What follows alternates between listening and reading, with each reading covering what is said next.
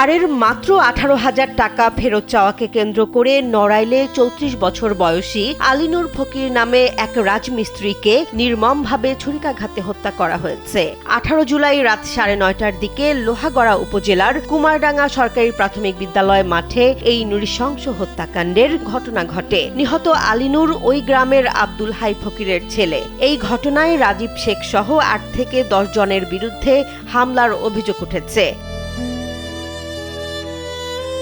নিহতের পরিবারের দাবি, প্রায় 4 মাস আগে আলিনুরের বড় ভাই আলিমুর ফকিরের কাছ থেকে 18,000 টাকা ধার নেন রাজীব শেখ। শনিবার টাকা পরিশোধের কথা বলে দুই ভাইকে স্কুল মাঠে ডেকে নেওয়া হয়। সেখানে টাকা না দেওয়াকে কেন্দ্র করে বাকবিতণ্ডার এক পর্যায়ে জীবন অবাক না করলে কে করবে? 28% মিল্ক ফ্যাটের অবাক করার সাথে ফ্রেশ মিল্ক পাউডার। জীবন অবাক করুক প্রতিদিন।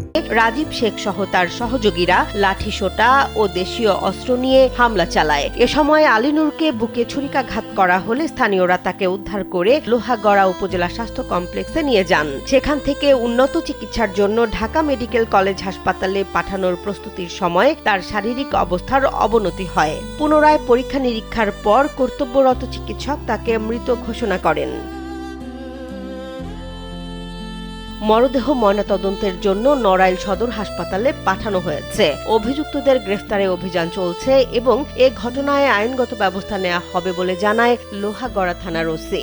মূল রহস্য উদ্ঘাটনের জন্য আমরা ইতিমধ্যে আমাদের লোহাগড়া টিম ঘটনাস্থলে উপস্থিত হয়ে কাজ করছেন। আসামিদের অভিযুক্তদের গ্রেপ্তারের জন্য বিভিন্ন স্থানে অভিযান পরিচালনা করছেন। ঘটনাস্থলে আইন শৃঙ্খলা পরিস্থিতি নিয়ন্ত্রণ রাখার জন্য অতিরিক্ত পুলিশ ফোর্স মোতায়েন করা হয়েছে। ঘটনার বিষয়ে পরবর্তী আইনগত ব্যবস্থা প্রতিদিন রয়েছে।